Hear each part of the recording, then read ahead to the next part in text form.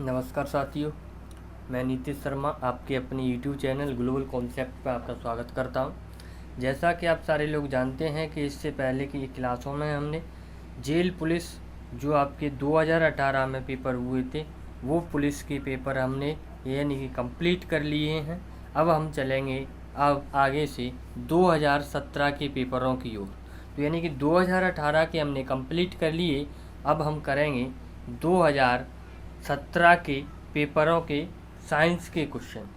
यानी कि 2017 का जो पेपर है जो मैं आपके लिए लेके आया हूँ वो है 18 जुलाई 2017 का, और ये शिफ्ट नंबर है सेकंड। शिफ्ट नंबर कौन सा है तो सेकंड, और ये 12 बजे से जो कंडक्ट हुआ था यानी कि पेपर कंटिन्यूस चला था, ये 12 बजे वाली शिफ्ट का है यानी दूसरी वाली शिफ्ट का है। तो चलिएगा आज की कोशिश पे क्लास को स्टार्ट करते हैं। तो पहला क्वेश्चन है, यानी कि पहला क्वेश्चन आपसे पूछा है parsec is a unit of. आपसे पूछा है कि पार्सेक मात्रक है, किसका मात्रक है पार्सेक। पहला ऑप्शन है टाइम का, दूसरा ऑप्शन है वेलोसिटी का, तीसरा ऑप्शन है डिस्टेंस का, चौथा ऑप्शन है कोण का। यानी आपको बताना है, आप कमेंट करके बताइएगा कि पार्सेक जो इकाई है यानी कि इसकी जो इकाई है वो किसकी इकाई है, यानी जो पार्सेक का मात्रक क्या है। तो बताइएगा इसका आंसर। बहुत सिंपल सा क्वेश्चन है। तो इसका जो राइट आंसर होगा वो होगा option number 3 right answer. Parsec दूरी का सबसे बड़ा मात्रक है। आप याद रखिएगा ये दूरी का कैसा मात्रक है, सबसे बड़ा मात्रक है। इसके अलावा आप ये भी याद रखिएगा कि एक पार्सेक बराबर 3.08 इंटू 10⁻16 मीटर होता है। एक पार्सेक बराबर कितना होता है 3 × 08 इंटू 10⁻16 मीटर, यानी कि 3.08 इंटू 10⁻16 मीटर होता है। नेक्स्ट क्वेश्चन की ओर चलते हैं। क्वेश्चन नंबर 2 ये रहा आपके सामने। क्वेश्चन नंबर 2 आपसे पूछा गया है the atmosphere is held to earth by, यानी कि पृथ्वी से वायुमंडल का क्या संबंध है। आपसे पूछा है पृथ्वी से वायुमंडल संबंध बताना है, यानी किससे संबंध रखता है। पहला ऑप्शन है ग्रेविटी, दूसरा ऑप्शन है बाइंड्स यानी कि वायु द्वारा, तीसरा ऑप्शन है इनमें से कोई नहीं, और चौथा ऑप्शन है बादलों से यानी क्लाउडों से। तो बताइएगा इसका आंसर क्या होगा कि पृथ्वी से वायुमंडल संबंध है, किससे संबंध है ये आप बताइएगा। इसका राइट आंसर क्या होगा, तो इसका जो राइट आंसर होगा वो होगा ऑप्शन नंबर ए, यानी कि पृथ्वी का जो संबंध है वो ग्रेविटी से है, यानी गुरुत्व द्वारा है। किसके द्वारा है, गुरुत्व द्वारा इसका संबंध है। नेक्स्ट क्वेश्चन की ओर चलते हैं। क्वेश्चन नंबर 3 ये रहा। आपसे पूछा है कि प्रेरण में आवेश का स्थानांतरण होता है। प्रेरण में आवेश का स्थानांतरण होता है किसके द्वारा, यानी जो आपका इंडक्शन होता है उसमें आवेश जो है उसका स्थानांतरण कैसे होता है। पहला ऑप्शन है स्पर्श करने पर, दूसरा ऑप्शन है दूरी से, तीसरा ऑप्शन है रगड़ने से, और चौथा ऑप्शन है या तो रगड़ने पर या स्पर्श कराने पर। तो बताइएगा इसका आंसर क्या होगा। इसका आंसर क्या होगा, ऑप्शन ए होगा, बी होगा या सी होगा।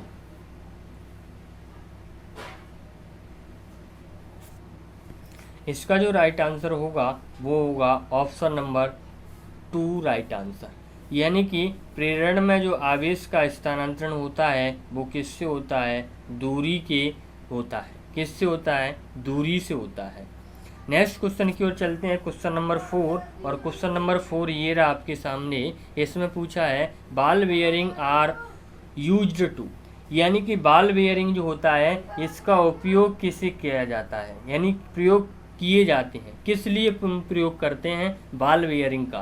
पहला ऑप्शन है उस स्थिति में रहने के लिए, दूसरा ऑप्शन है घर्षण बढ़ाने के लिए, तीसरा ऑप्शन है घर्षण को पर्याप्त करने के लिए, चौथा ऑप्शन है घर्षण को कम करने के लिए। तो जो बॉल बेयरिंग है इसका यूज हम क्यों करते हैं ये बताना है आपको। तो बताइएगा इसका आंसर क्या होगा। इसका आंसर क्या होगा?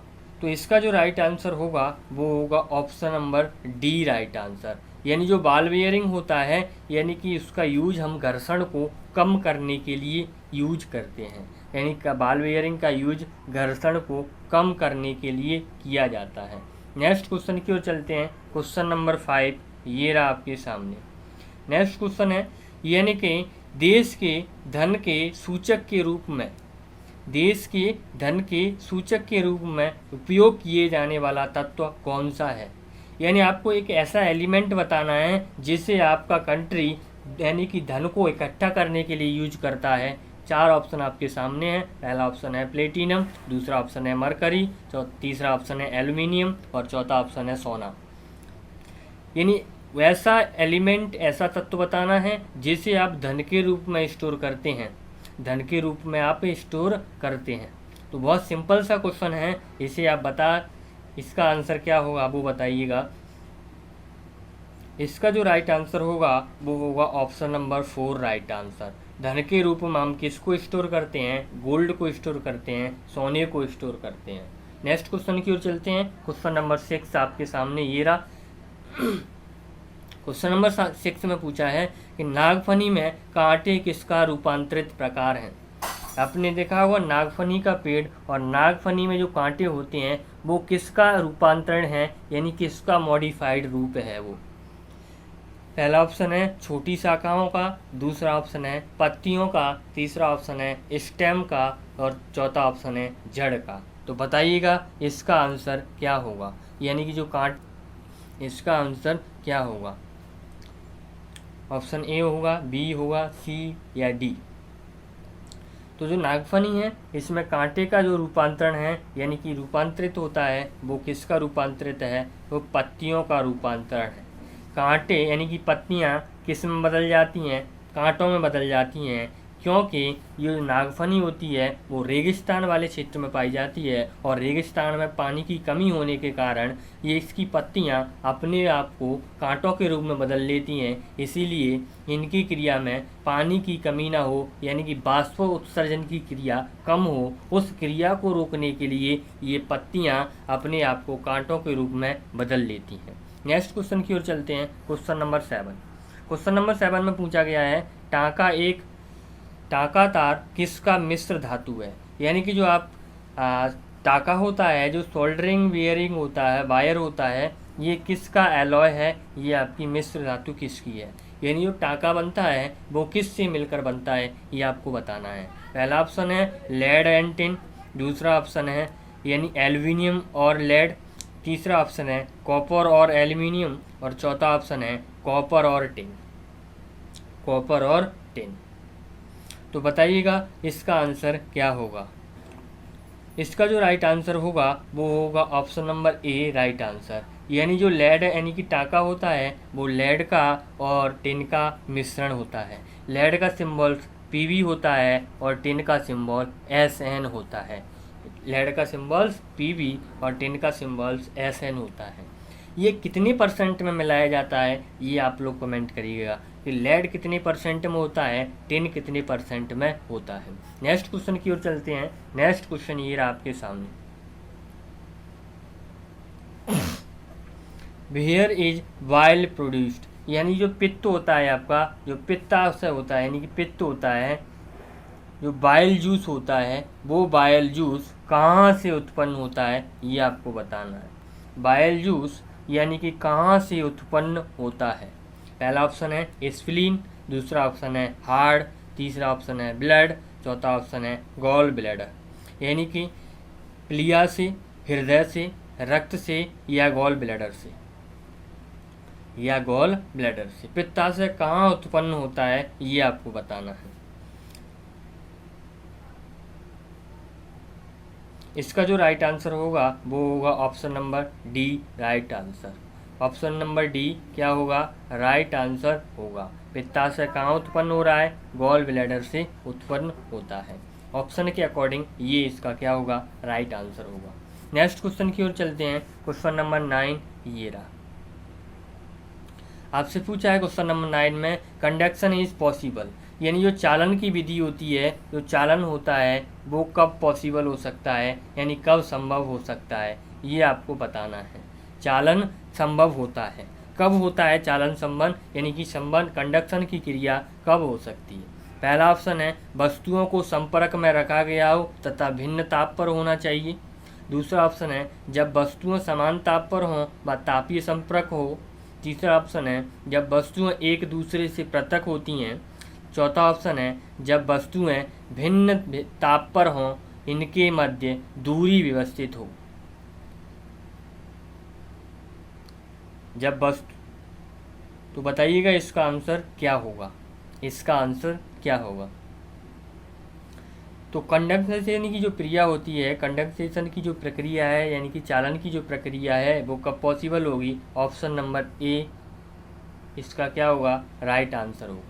वस्तुओं में संपर्क में रखा गया हो लेकिन एक टेम्परेचर क्या हो, दोनों का भिन्न भिन्न हो, यानी दो वस्तुओं को संपर्क में रखा है और दोनों का टेम्परेचर भिन्न हो, तब ये कंडेंसेशन की प्रक्रिया यानी कि चालन की प्रक्रिया संभव हो सकती है। नेक्स्ट क्वेश्चन की ओर चलते हैं। क्वेश्चन नंबर 10 ये रहा आपके सामने। क्वेश्चन नंबर 10 में पूछा गया है कि एक उपकरण जो यांत्रिक ऊर्जा को विद्युत ऊर्जा में बदलता है, यानी एक ऐसा उपकरण बताना है जो यांत्रिक ऊर्जा को विद्युत ऊर्जा में बदलने का काम करता है, वो कौन है। पहला ऑप्शन है माइक्रोफोन, दूसरा ऑप्शन है जनरेटर, तीसरा ऑप्शन है विद्युत मोटर, चौथा ऑप्शन है लीवर। यांत्रिक ऊर्जा को विद्युत ऊर्जा में बदलने का काम कौन करता है, ये आपको बताना है। यांत्रिक ऊर्जा को विद्युत ऊर्जा में, यानी कि मैकेनिकल एनर्जी को इलेक्ट्रिक एनर्जी में बदलने वाला उपकरण कौन सा है। तो इसका जो राइट आंसर होगा वो होगा जनरेटर, यानी जनरेटर क्या करता है, आपका यांत्रिक ऊर्जा को विद्युत ऊर्जा में कन्वर्ट करने का काम करता है।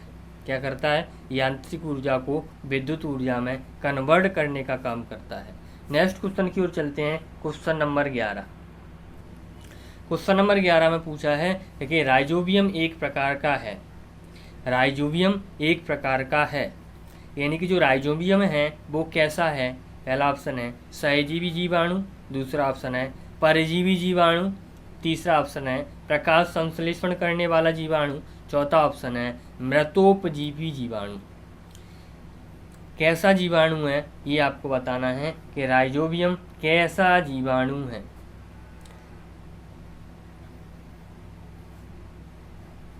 तो इसका जो राइट आंसर होगा वो होगा ऑप्शन ए, राइट आंसर। यानी कि जो राइजोबियम है वो सिम्बायोटिक बैक्टीरिया है।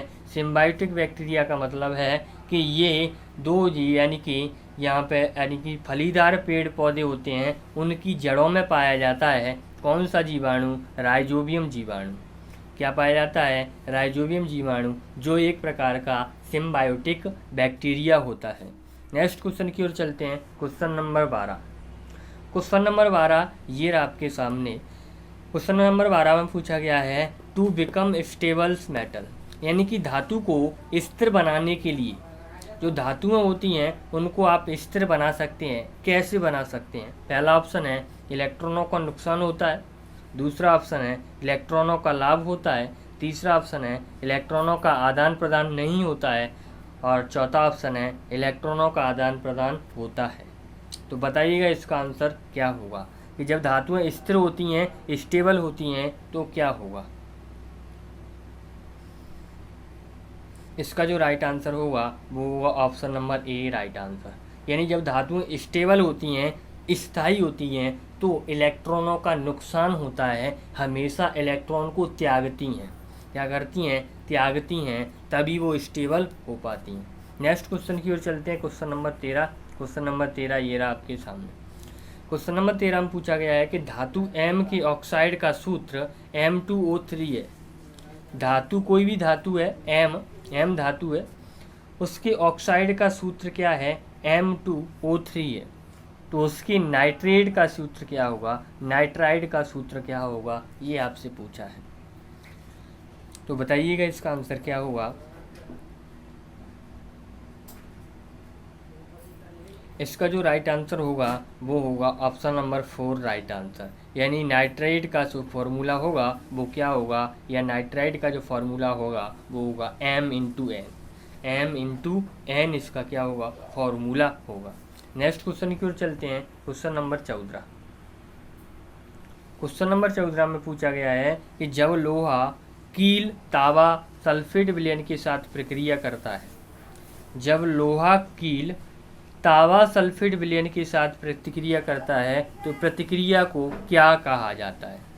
यानी एक लोहे की कील है और उस लोहे की कील को तावा सल्फेट विलयन में, यानी कि कॉपर सल्फेट विलयन के साथ क्रिया किया करता है, तो उस क्रिया को हम क्या कहते हैं। पहला ऑप्शन है प्रतिस्थापन प्रतिक्रिया, दूसरा ऑप्शन है इनमें से कोई नहीं, तीसरा ऑप्शन है रिडक्शन रिएक्शन यानी अपचयन प्रक्रिया, चौथा ऑप्शन है विस्थापन प्रतिक्रिया। विस्थापन प्रतिक्रिया। तो इसका जो राइट आंसर होगा वो होगा ऑप्शन नंबर ए प्रतिस्थापन प्रतिक्रिया, यानी कि रिप्लेसमेंट रिएक्शन इसका क्या होगा, राइट आंसर होगा। नेक्स्ट क्वेश्चन की ओर चलते हैं। Question number 15। क्वेश्चन नंबर 15 में पूछा गया है आपसे the fertilised cell is called, यानी कि जो आपकी फर्टिलाइजेशन सेल होती है, निषेचित अंडा होता है, उसे हम क्या कहते हैं, ये आपसे पूछा है। निषेचित अंडा होता है उसे हम क्या कहते हैं, ये आपसे पूछा है। पहला ऑप्शन है भ्रूण यानी कि एम्ब्रियो, दूसरा ऑप्शन है गर्भाशय, तीसरा ऑप्शन है गर्भस्थ शिशु और चौथा ऑप्शन है जाइगोट। तो निषेचित अंडा क्या होता है वो समझिएगा। जब मेल बॉडी के अंदर से शुक्राणु और फीमेल बॉडी के अंदर से ओवम, यानी कि मेल बॉडी के अंदर से स्पर्म और फीमेल बॉडी के अंदर से ओवम, दोनों की क्रिया होती है, यानी कि दोनों की क्रिया होती है, इस क्रिया को हम कहते हैं फर्टिलाइजेशन क्रिया। और ये क्रिया जहाँ पर होती है उस ट्यूब को कहते हैं फॉलोपियन ट्यूब या डिम्ब वाहिनी नलिका। जब इस दोनों का निषेचन हुआ, यानी स्पर्म का और ओवा का या ओवम का निषेचन हुआ, उस क्रिया को हम निषेचित कहते हैं अंडा, और उस निषेचित अंडे को हम कहते हैं क्या, जाइगोट। क्या कहते हैं, जाइगोट या युग्मनज कहते हैं। नेक्स्ट क्वेश्चन की ओर चलते हैं। Question number 16। क्वेश्चन नंबर 16 में पूछा गया है आपसे निम्न में से कौन सी धातु शुद्ध अवस्था में पाई जाती है। एक ऐसी मेटल बतानी है जो प्योर स्टेट में पाई जाती है, शुद्ध अवस्था में पाई जाती है। पहला ऑप्शन है कॉपर, दूसरा ऑप्शन है आयरन, तीसरा ऑप्शन है जस्ता और चौथा ऑप्शन है सोना। तो यानी कि आपको शुद्ध अवस्था में पाई जाने वाली धातु बतानी है। इसका जो राइट आंसर है वो होगा आपका option number D right answer. क्या होगा, आपका आंसर होगा गोल्ड। नेक्स्ट क्वेश्चन की ओर चलते हैं। Question number 17। निम्न में से कौन सा केवल आभासीय प्रतिबिंब ही बनाता है। यानी आपको ऐसा बताना है जो कैसा बनाए, वर्चुअल इमेज बनाए ओनली, यानी कि आभासीय प्रतिबिंब बनाता है। पहला ऑप्शन है इनमें से कोई नहीं, दूसरा ऑप्शन है उत्तल लेंस, तीसरा ऑप्शन है उत्तल दर्पण, चौथा ऑप्शन है अवतल दर्पण। बताइएगा इसका आंसर क्या होगा। इसका आंसर क्या होगा, जो केवल कैसा बनाए, आभासीय प्रतिबिंब बनाए, उसका आंसर क्या होगा। बताइएगा इसका आंसर क्या होगा। तो इसका जो राइट आंसर होगा वो होगा option number C right answer. उत्तल दर्पण हमेशा केवल आभासी प्रतिबिंब बनाता है। क्या बनाता है, आभासी प्रतिबिंब बनाता है। नेक्स्ट क्वेश्चन की ओर चलते हैं। Question number 18।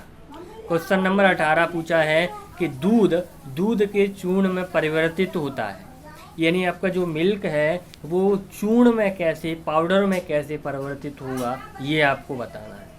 यानी किस विधि के द्वारा परिवर्तित करते हैं। पहला ऑप्शन है बोल्टिंग, यानी कि उस विधि के द्वारा, बोल्टिंग विधि के द्वारा। दूसरा ऑप्शन है हाइड्रेशन, यानी जल निष्कासन, जल को निकाल कर। तीसरा ऑप्शन है कैनिंग और चौथा ऑप्शन है निर्वात शुष्कन। किस विधि के द्वारा दूध से दूध का चूर्ण बनाते हो आप लोग या पाउडर बनाते हो, ये आपको बताना है। तो इसका जो राइट आंसर है वो बताइएगा क्या होगा। इसका राइट आंसर, इसका जो राइट आंसर होगा वो होगा जल निष्कासन, यानी जल को हम निकाल कर दूध से दूध का पाउडर या मिल्क पाउडर बना सकते हैं। कौन सी विधि द्वारा, तो जल निष्कासन विधि के द्वारा।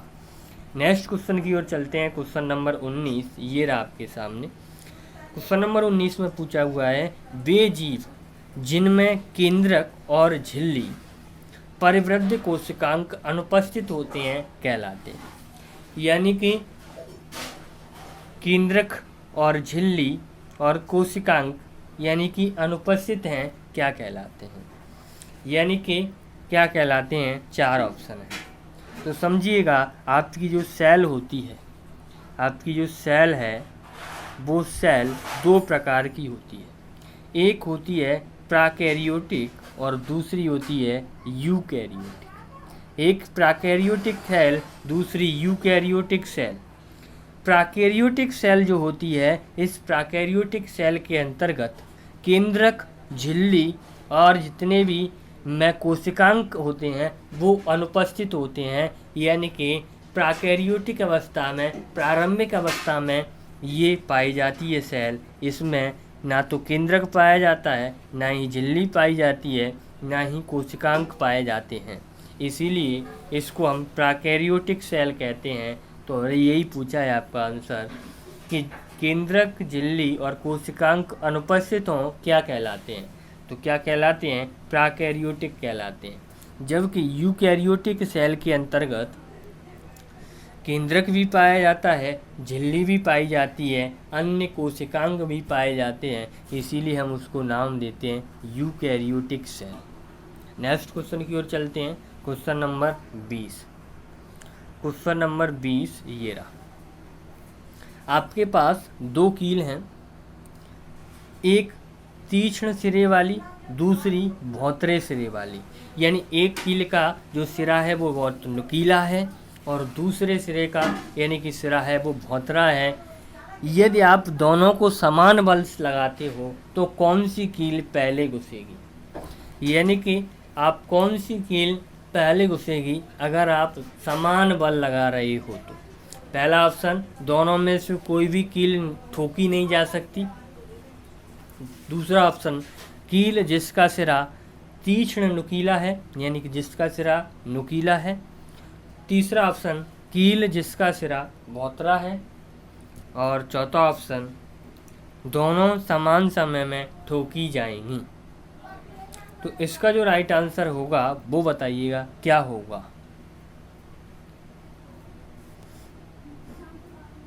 इसका राइट आंसर क्या होगा ये आपको बताना है।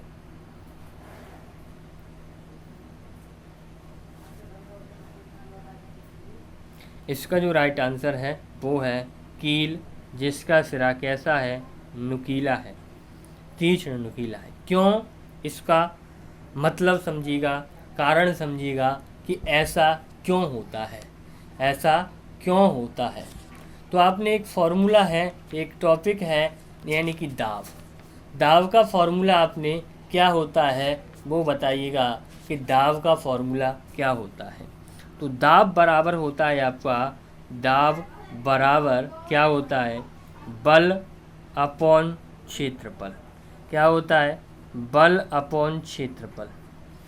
यानी कि दाब और क्षेत्रफल एक दूसरे के व्युत्क्रमानुपाती होते हैं। एक दूसरे के क्या होते हैं, व्युत्क्रमानुपाती होते हैं।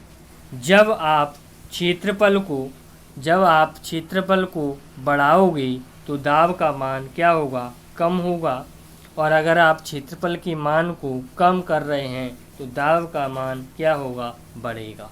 यानी एक दूसरे के व्युत्क्रमानुपाती हैं। जब नुकीले कील की यानी जिसका सिरा नुकीला है उसका क्षेत्रफल क्या हो जाएगा, कम हो जाएगा। जब उसका क्षेत्रफल कम हो गया तो इसका दाब क्या लगेगा, अधिक लगेगा। इसीलिए नुकीली कील पहले यानी कि ठोकी जा सकेगी।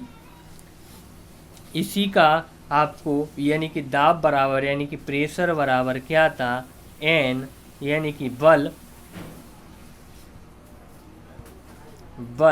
बटे क्षेत्रफल एरिया।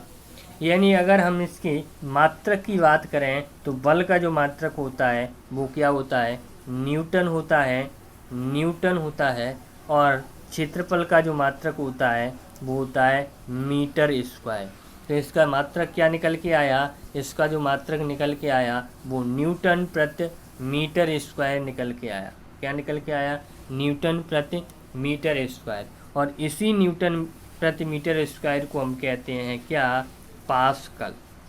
क्या कहते हैं, पास्कल। तो आपसे क्वेश्चन पूछा जा सकता है कि दाब का मात्रक क्या है, दाब का मात्रक क्या है। तो दाब का मात्रक क्या होगा, या तो ऑप्शन में न्यूटन प्रति मीटर स्क्वायर होगा या आपके ऑप्शन में पास्कल होगा। यानी दाब का मात्रक क्या, पास्कल। तो ये थे आपके 20 क्वेश्चन यानी कि 2017 की शिफ्ट के, 18 जुलाई 2017 की शिफ्ट के। तो हमने 20 क्वेश्चनों को देखा। अब बताइएगा आप कमेंट करके कि आपके 20 क्वेश्चनों में से कितने क्वेश्चन सही निकले हैं, 20 क्वेश्चनों में से कितने क्वेश्चन सही निकले हैं, कमेंट करके बताइएगा। और अगर आपको वीडियो अच्छा लगा हो, टॉपिक क्वेश्चन समझ आ रहे हो तो वीडियो को लाइक करें, और चैनल पर अगर आप नए हैं तो चैनल को सब्सक्राइब करना ना भूलें। मिलते हैं बहुत जल्द एक नई क्लास के साथ, तब तक के लिए जय हिंद, धन्यवाद।